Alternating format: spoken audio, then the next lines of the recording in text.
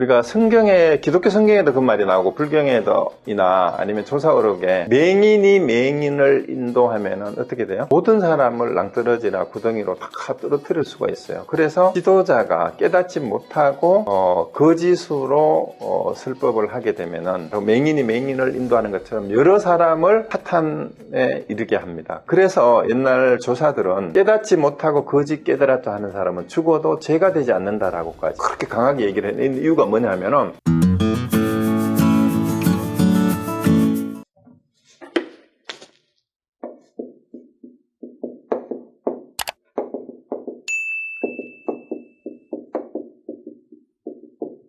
분별작용으로 만들어낸 드러난 현상을, 그러니까 분별작용에 의해서 이 말이야. 분별작용으로 드러난, 이 말이 뭔 말이냐면 우리의 의식이 생각을 통해서 개념 규정을 해서 뭐뭐라고 이름 붙이고 의미 규정을 한 일체의 모든 현상, 바깥에 있는 대상에 대해서건 이제 추상적인 간념적인 것이든 그것이 일체 유의법이에요. 근데 이 유의법은 분별작용에 의해서 만들어낸 것이기 때문에 실체가 아니다. 그래서 이거는 다 허망하다, 공이다라고 얘기를 하는 거예요. 그럼 무의법은 뭐냐 하면, 무의법은 그럼 반대로 생각하시면 됩니다. 분별작용에 의해서 만들어진 것이 아닌 것이 유의법이에요. 그럼 유의법은 뭐냐 하면, 무의법은 분별작용이 아닌 것이니까 분별작용이 일어나기 이전 것이에요. 분별작용에 의해서 만들어진 것이 아닌 것이 바로 무의법이니까, 다르게 표현하면 한 생각 이전이 바로 무의법이고, 그 다음에 그걸 뒤쪽으로 돌리면은 일체 모든 생각, 분별작용, 번뇌망상이 소멸된 것, 그건 열반이에요. 이 열반이 바로 유의법입니다. 자, 무의법입니다. 무의법.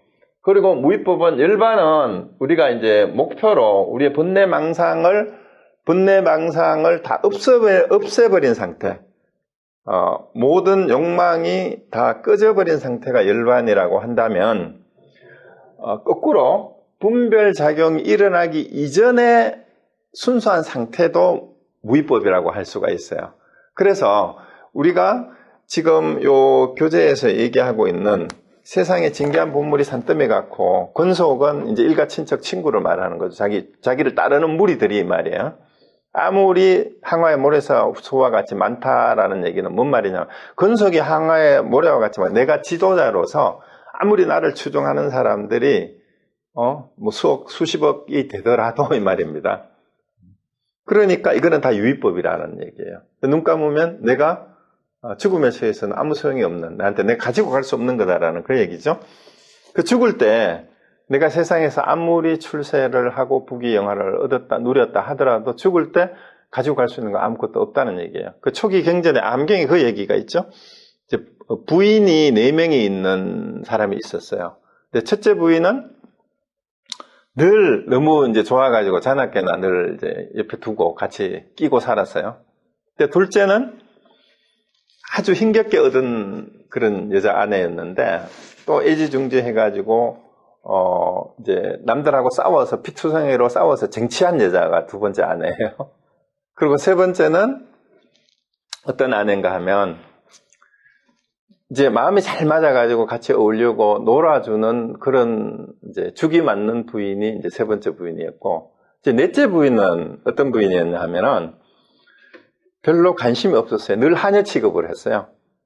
그리고 굳은 일만 시키고 이렇게 했습니다. 그렇게 했는데 그저 싫은 내색 하지 않고 이제 순종만 하긴 했던 부인이 이제 넷째 부인이었는데, 이 사람이 아주 먼 나라로 떠나서 다시 돌아올 수 없는 상황이 돼서 먼 나라로 가게 됐는데, 이제 첫째 부인한테 나하고 같이 가자 이러니까 자기는 안 간다고 그래요. 거절을 했어요. 냉정하게. 뭐 충격을 받아서 그럼 둘째 부인한테 가자 그러니까 첫째도 안 가는데 내가 왜 가냐고 그렇게 얘기를 했어요. 그러니까 셋째도 우리 죽이 맞아서 같이 잘 놀았으니까 먼 길 떠날 때 성문 밖에까지 배웅은 하지만 저도 같이 가지는 못하겠다라고 얘기를 하는 거예요.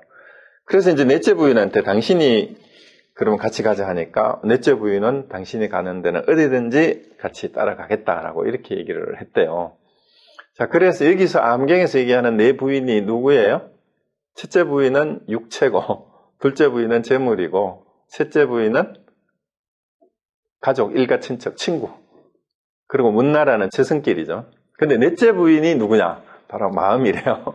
그리고 마음은 우리를 항상 따라다니지만 우리는 마음을 제대로 챙기지 못하고 제대로 알지도 못합니다. 그런 얘기가 있는데, 그래서 우리가 재물이나 이제 첫째 부인은 우리 몸이 아무리 잘나도 이 말이죠. 첫째 부인은 죽을 때 같이 가져갈 수 없다는 얘기가, 재물이 아무리 많아도, 또 일가 친척이나 친구가 아무리 많아도 같이 갈 수가 없는데 마음은 같이 간대요. 여기에서. 그래서 중요한 것이 뭐냐 하면, 우리가 어차피 공수래 공수거란 말이 있듯이 갈 때 빈손으로 태어나서 빈손으로 가게 되는데, 항상 거기에 함께 하는 게 우리가 알든 모르든 챙기든 챙기지 않든 그것이 바로 마음인데, 나머지는 일체가 유의법이어서 다 허망한 거다라는 그 얘기를 하고 있습니다. 자, 그래서 우리가 생사가 이렇게 큰 일이기 때문에 서둘러서 견성을 하지 않으면 안 되는데, 도대체가 견성을 하려고 하니까 어떻게 해야 될지 모르겠다 이 말이에요. 그래서 견성을 하도록 가르쳐주고 꾸짖어주고 바로 일러줄 수 있는 스승을 찾아야 된다라는 얘기예요. 그래서 다음 페이지로 넘어갑니다. 만일 서둘러 스승을 찾지 않으면 헛되이 한평생을 보내게 되리라. 그런즉 불성을 본래 가지고 있더라도 만일 스승에 의지하지 않으면 끝내 분명히 알기 어렵다. 스승에 의지하지 않고 깨달은 사람은 10,000명 가운데 1명도 드물다라는, 10,000명 가운데 1명도 드물다.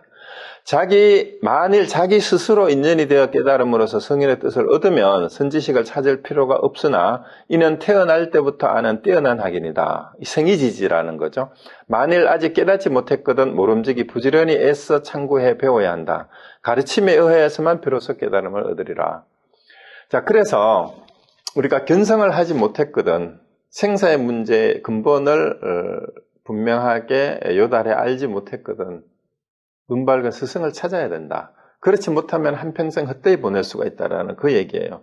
근데 여기에서 스승 없이 깨달은 분은, 이제 석가모니 부처님 같은 분은 스승 없이 깨달았어요. 그렇지만 그 전에 다른 스승들은 많이 찾아다녔습니다. 찾아다녔는데 거기에서 궁극적인 깨달음은 아니다라고 해서 이제 혼자 보리수나무 아래에서 이제 맹산 끝에 깨달았다라고 하는데, 이런 사람들은 10,000명에 1명도 드물기 때문에 이제 스스로 인연이 돼가지고 정말 깨달을 수 있다면 선지식을 찾을 필요가 없지만, 이런 사람은 정말 드물어요. 그 생이지지, 태어날 때부터 아는 사람을 생이지지라 그러는데, 이거 논어하고 중용에 나오는 말이죠. 생이지, 논어에 나오는 말이에요.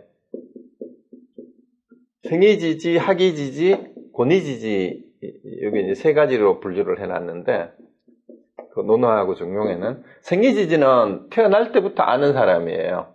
태어날 때부터 아는 사람. 그리고 학이지지는 배워서 아는 사람. 권이지지는 배웠는데도 참 곤란해. 진짜 힘들어. 어렵게 아는, 배워도 참 잘 안 되는 그런 사람을 권이지지라 그래. 그래서 흔히 상중하로 이렇게 나누는데, 생이지지는 타고난 천재라는 얘기예요. 그리고 대부분의 사람들은 배워서 알죠. 그런데 논어에서도 뭐라고 얘기를 하는가 하면, 논어하고 중용에서는 비록 생이지지, 학이지지, 권이지지가 배우는 것이 달라요. 순서가 다르고, 이제 생이지지는 날 때부터 알고, 또 권이지지는 굉장히 어렵지만 알고 나서는 결국은 똑같다라는 얘기예요. 이제 여기에서 자기가 생이지지가 아니거든, 스승을 찾아서 배워야만 깨달을 수가 있다라는 그 얘기를 합니다. 그래서 이게 이런 얘기를 하는 이유도, 이제 혈맹론에서 이제 그 조사설을 분명하게 하고 있잖아요. 그죠? 부처님으로부터 이신전심으로 법을 전해받은 사람이 직접 달마 이후에 이렇게 해가, 그 다음에 누굽니까, 승찬 도신, 그 다음에 홍인 육조 해능을 통해서 이 선종의 법맥이, 부처님의 법맥이 이렇게 내려져 왔으니까 이 선지식을 찾아서 공부를 제대로 해야 된다라는 얘기를 이렇게 하고 있는 거예요. 그래서 깨닫지 못했거든 참고해서 배워야 된다. 그래서 가르침에 의해서만 비로소 깨달음을 얻을 수 있으니까 혼자서 책을 몇 권 보고 안다고 하지 말아라. 그래서 앞부분 했던 얘기가 12부경을 모든 경전을 다 외웠던 선성비구도 그 공덕이 있어가지고 사선천의 하늘에서 태어났지만 다시 지옥으로 결국은 떨어지고 말았다. 선성비구도 이러했는데 경전 몇 권 얻어 걸린 것 가지고 아는 척하고 자기가 공부가 됐다라고 생각하지 말아라는 얘기예요. 그래서 내가 분명하게 견성을 했는지 아닌지 이제 생사의 문제 근본이 해결이 됐는지 아닌지를 분명히 하라라는 그런 얘기예요. 그래서 이 선지식을 찾아야 되는데 어떤 사람이 그럼 선지식이냐라는 거는 이제 뒤에서 계속 이제 나오는데요.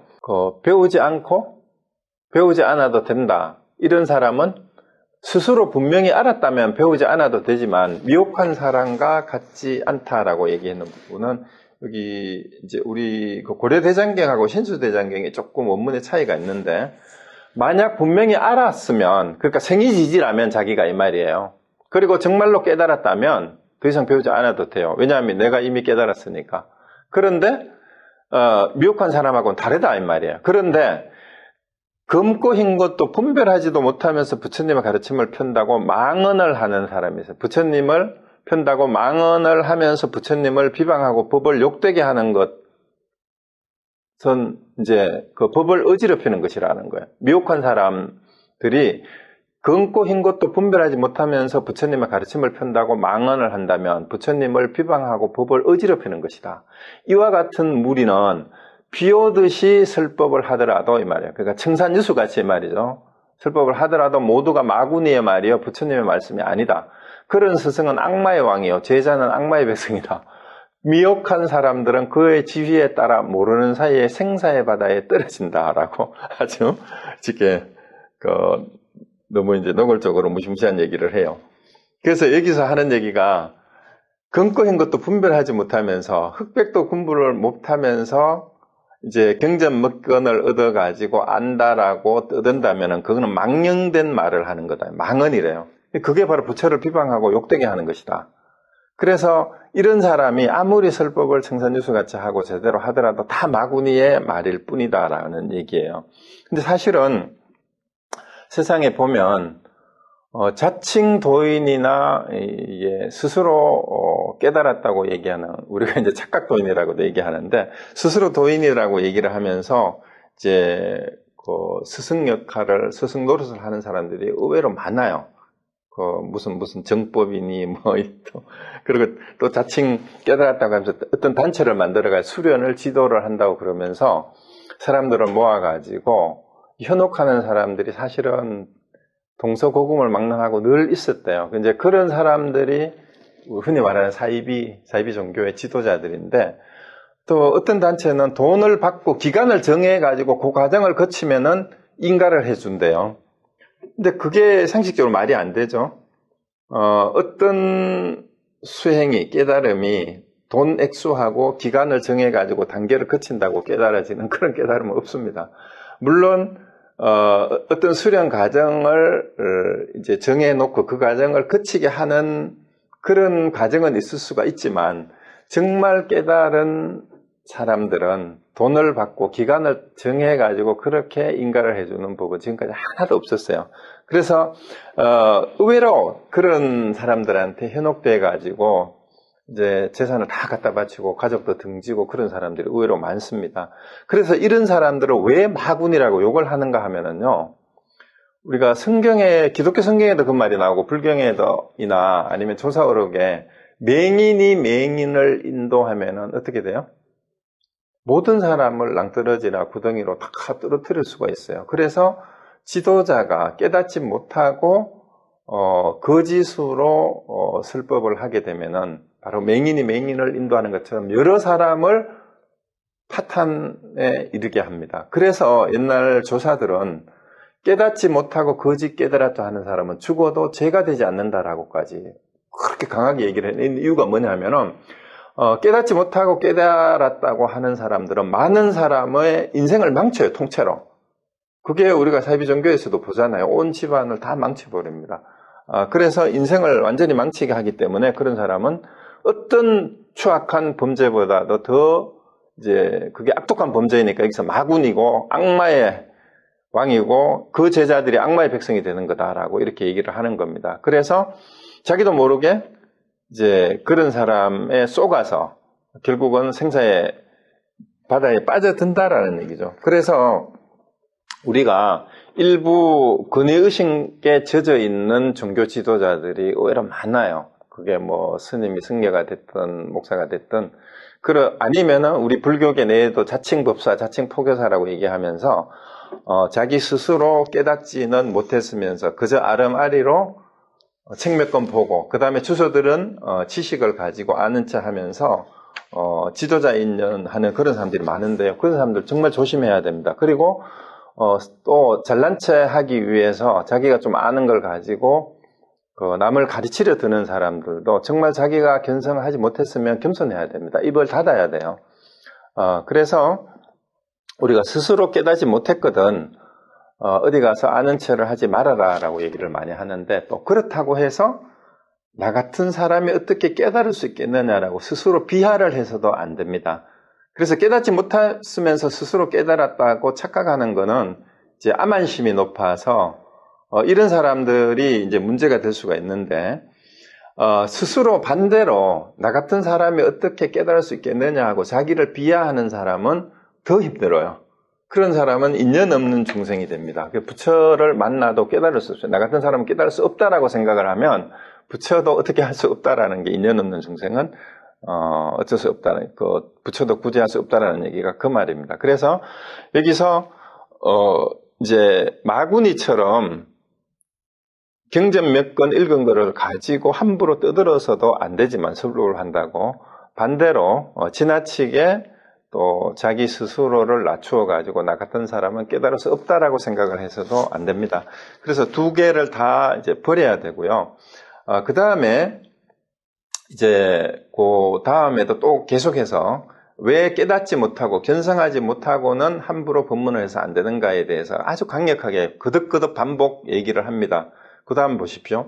다만 성품을 보지도 못한 사람들이 망령되이 일컬어 부처라고 하는데 견성하지 못했으면서 이 말이에요. 견성하지 못한 사람이 자칭 부처라고 얘기를 하는데 어디서 이제 누구나 다 부처다, 다 불성이 있다 이런 얘기를 이제 교학적으로 얘기를 하잖아요. 그러니까 나도 부처고 너도 부처고 다 부처 아니냐라고 얘기하는데 이런 중생들은 대죄인이라고 얘기를 해요. 큰 죄인이다. 이런 사람들은 온갖 중생들을 속여서 마구니의 세계로 들어가게 한다. 만일 성품을 보지 못했으면, 즉 견성하지 못했으면 이 말이에요. 설사 12구경의 가르침을 설하더라도 모두 마구니의 말이다. 이들은 마구니의 근속이지 부처의 제자가 아니다. 이와 같이 검고 흰 것도 가릴 줄 모르면서 어찌 생사를 면하려 하고 다시 한번 반복해서 이 얘기를 합니다. 그래서 우리가 법문을 한다, 설법을 한다라고 얘기하는데 우리가 설법이 뭐예요? 설법? 해설한다라는 뜻이고요. 설자는. 그 다음에 법은 이때는 가르침 진리라는 뜻이죠. 그러니까 진리를 설한다라는 게 설법이고 법문은 그건 뭔 뜻이에요? 법문? 진리의 문으로 들어가게 하는 게 법문, 진리의 문이라는 뜻이잖아요. 법문은. 근데 자기가 깨닫지 못했으면 자기가 정법이 무엇인지 알지 못한 사람이 설법을 한다라는 게 말이 안 되잖아요. 자기가 법이 뭔지를 모르는데 법을 어떻게 해설해요? 자기가 법이 어딘지 모르는데 법의 자리가 어딘지 모르는데 법의 문으로 들어간다는 걸 안내한다는 게 말이 안 되잖아요. 그래서 깨닫지 못한 사람이 하는 말은 설법도 아니고 법문도 아니에요. 비록 형상은 법복을 입고 있더라도 승복을 입고 법상에 올라서 주장자를 들고 큰 스님 형제를 낸다 하더라도 자기가 견성한 사람이 아니면 그런 사람이 하는 거는 그런 스님이 하는 거는 법문이 아니에요. 그게 설법이 아니에요. 그 달마가 분명하게 얘기를 하고 있잖아요. 그건 뭐래요? 모두 마구니의 말이에요. 마구니의 말. 이들은 마구니의 근속이 부처의 제자가 아니다. 왜 이 혈맹론에서 이렇게 강하게 얘기를 하냐 하면 형상은 모양은 성직자의 모습을 하고 있더라도 그 사람이 정말 견성한 사람이 아니라면 그건 마구니다라는 거예요. 마구니다. 그래서 선사들이 선종에서 강하게 얘기를 하는 이유가 정말로 이때 이제 선종이 이제 지난 시간에 그 얘기를 했잖아요. 교종과 정토종이 교종은 너무 이제 한쪽으로 번잡해지고 한쪽에서는 또 기복신앙화하면서 이게 밥벌이 수단이 된 성직자들이 너무 많은 거예요.